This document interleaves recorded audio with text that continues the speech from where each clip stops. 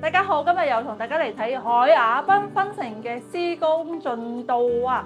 嗱，咁我而家咧就企喺呢個5棟嘅樓上望出去咧，就係我哋而家海雅賓分城呢個60萬平方商場嘅一個俯視嘅一個角度嚇。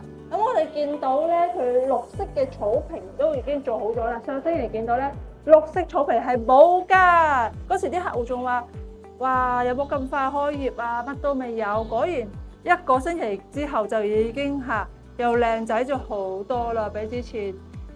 而家啲綠植咧同埋啲外立面咧都已經喺度陸續咁樣整到啦。嗱，嗰啲堆起咗啲水泥咧，佢好快嘅就其實都係1-2個星期左右就可以搞掂晒㗎啦。嗱，咁我哋望過去嗰2棟建築物咧，其實都係同之前一樣，都係外立面係做好晒嘅。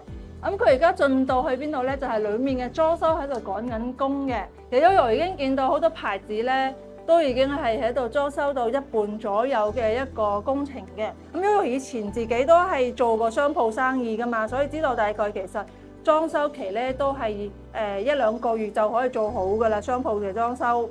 咁點解唔俾拍咧？咁係因為啲牌子店話咧，而家唔係幾好睇，想俾大家睇到一個最靚最完美嘅一個狀態。而家咧做到1半就醜醜地咁嘅樣就費事啦咁樣。到時候咧開業嘅時候就俾個驚喜俾到大家啦。咁之前話6月份要開業啊，而家有拖咩？其實6月份咧係有部分嘅一啲商家咧要開業嘅，例如啱先我見到嘅健身房啊，同埋彭泰呢個超市啊，咁佢咧係真係下個月咧就要開業啦，即係6月份開業。咁到期時已經入住咗嘅業主咧，你哋就可以喺下邊買嘢食㗎啦嘛。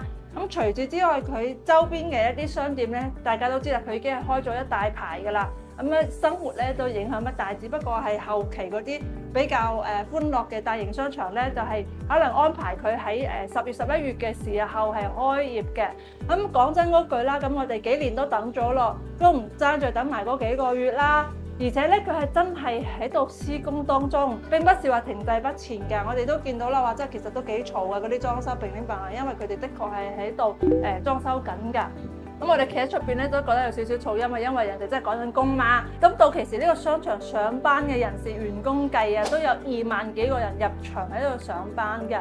咁所以咧，對我哋海雅呢一邊嚟講咧，出租呢一塊咧係超級利好嘅一個因素嚟㗎。咁我哋見到嗰邊咧，佢已經收樓咗有半年左右啦。你睇可以見到入住率都係好高㗎。可想而知呢邊咧真真正正本地人咧都係中意住喺呢一度嘅。咁包括我哋啲香港嘅一啲街坊啊，都係話知道呢邊係真係好住，所以咧呢邊買落係好多人係攞嚟自己住，有啲咧就係攞嚟出租，的確係嘅。而且咧，只要放租不出1個星期，保證係有人想要租㗎。咁而家商場都仲未開業，但出租率都係非常之好。咁到期時如果開咗業之後，真係好難想像呢個搶單位搶成點樣啊！咁除咗呢度就業嘅一啲員工之外咧，我哋南頭都係家電生產基地嚟㗎嘛。咁多嘅廠房，咁多嘅企業，佢哋要請人，咁老闆都要俾地方俾員工住㗎。咁我哋呢度嘅細單位咧，就係一個非常之搶手嘅一個出租項目嚟嘅。所以今日咧，我哋依然係睇細單位，就揾啲特價俾大家嘅。咁今日咧，而家提嚟到咧，就係一個54方2房嘅單位先。咁你可以出租，亦都可以自己住嘅，呢個自己考慮下啦。咁佢呢個露台咧，話其實佢都幾方正闊落大下㗎。咁方正嘅一個露台好處就係咧，你可以擺台凳喺度坐，亦都可以晾曬衣服，功能性比較強大啲嘅。咁我哋再見到咧，佢呢度有一個房間，其實咧佢呢度都係一個露台嚟㗎，但係佢就間咗出嚟一個房間，開住冷氣即刻就舒服曬啦。出邊咧真係曬太陽係有啲熱㗎。咁而所以咧嗱，佢都做咗呢個遮陽嘅一個窗簾俾到大家，一拉埋就好似夜晚一樣㗎啦。嗰啲陽光係唔會熱到我哋㗎。咁呢個係第一個房間嘅。咁我哋入嚟睇翻我哋嘅大廳先啦。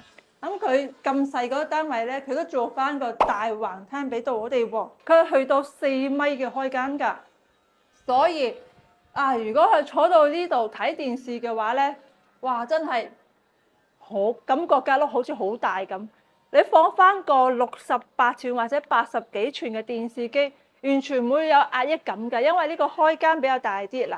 我坐咗喺度，你感覺呢邊再坐多個人，呢邊坐3個人其實都可以。呢個廳咧真係幾大下。其實佢就係一個54方嘅小單位，但係佢個設計咧係非常之實用。咁佢做咗個創意樣板間俾到大家嘅，呢個咧就係一個吧台仔啦。平時食少少嘢咁啊，整翻2張高凳喺度都幾寫意㗎。坐喺度仲可以望出邊呢個角度，可以望到出邊商場嗰啲景觀添噃，真係唔錯嚇。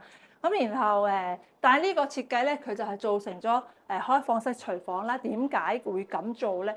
係因為住喺呢一頭即係樓下真係太旺啦，好多嘢食。你話日日都係靠3餐自己煮咧，你基本上可能性不大啦。可能你真係做下簡餐啊咁樣嘅話咧，你可以參照翻佢呢種嘅設計，因為樓下真係好多嘢食。咁我哋呢邊食個飯15-16蚊嘅事情，你點解仲要自己擺餸翻嚟煮咧？係咪啊？即係你平時過嚟出差啊或者旅遊啊，冇搞啦，仲要搞衞生，你不如索性落去食好啲，20零蚊一餐又好，30零蚊一餐又好，落邊搞掂晒佢，或者叫外賣送上嚟啦咁呢度嘅話咧，做翻啲營養嘅早餐啊，或者忽然間半夜肚餓宵夜都係落去食有得，喺度整少少大餐，我哋落樓下食啦，人均50蚊食到打邊爐、食火鍋、食大餐，乜都食到魚啊蝦都有啦。所以呢個物價咧係真係唔需要擔心啊，唔需要話慳埋嘅。翻到嚟呢度，好多人都話我都唔想搞衞生啦，叫阿姨過嚟幾10蚊1個鐘幫你搞掂佢啦。咁我哋睇下洗手間咧，佢就喺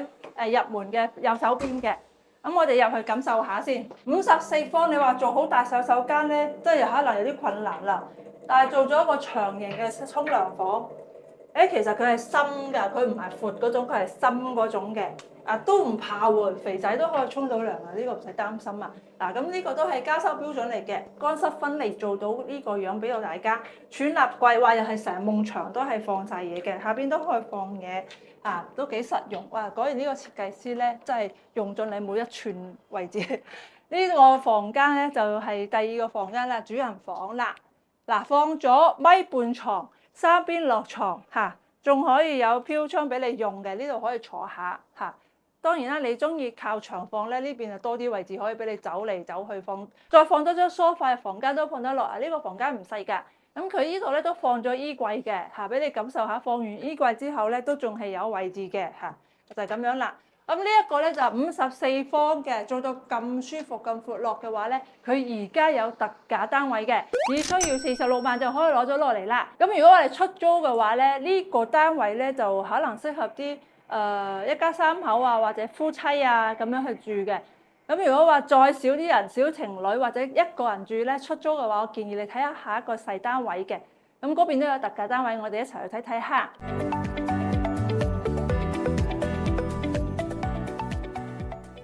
咁我哋如果要睇出租嘅話，就一定要睇呢個單位啦。39方，細細地，低總價，好出手咁我哋就睇下佢有啲咩俾到我哋啦。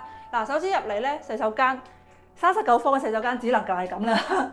不過咧，佢攞嚟出租嘅話咧，攞嚟過渡或者啲老闆俾啲公司員工住嘅話咧，有都好好噶啦。佢哋唔會嫌3嫌4嘅，你放心啦。有得沖啦，而且仲係乾濕分離做好晒，呢個係家父標準嚟嘅。咁洗馬桶洗手盆嗰啲都係做好晒嘅。咁畢竟都係出租嘛唔需要話咁高級享受。佢哋打工一族咧，有得用已經好開心嘅啦，你話係咪？咁廚房嘅話咧，佢就只能夠做呢個 open kitchen 啦，因為佢畢竟細細間。但係咧，我都話明打工一族嘅話，都成日翻工㗎啦，食外賣㗎啦，喺公司食㗎啦，有幾何煮飯啦？講真，都唔係享受嘅年紀嚟㗎。所以話咧，細細個廚房冇乜所謂，食少部分嘅嘢，好似我咁樣都冇幾何煮飯，我都唔係好識煮飯，就因為真係唔得閒煮。咁我哋睇下個客廳咧。佢就都該有嘅梳化茶几電視櫃坐下先都感覺下，都唔會好細該放電視機嘅位置都可以嘅，你可以放個細啲咯，50零寸嗰種電視機咧係完全係可以放到嘅，冇問題咁然後餐廳位置咧，佢就做咗喺呢度，做咗個2人位。其實咧，佢嗰種餐廳咧係可以做4人㗎，因為咧放咗個摺嘅台喺度。咁如果人多嘅咁樣拉開佢，然之後攤開佢就可以4個人一齊用啦。平時嘅話冇乜人，自己1個或者2位嘅話咧夠晒用㗎啦，有慳位呢種即係設計係唔錯嘅。咁房間咧就只有一個嘅，就喺呢一度啦。關埋門就聽唔到出邊嘅啦。如果係2、3個人一齊住都唔緊要，人哋喺出邊睇電視，我喺度瞓覺都唔會影響到嘅。佢係同個廳分開嘅嘛嚇。咁我哋都可以見到嗱，呢度仲係有一條路俾你行嘅。咁放咗個米半嘅床嚇，兩邊落位。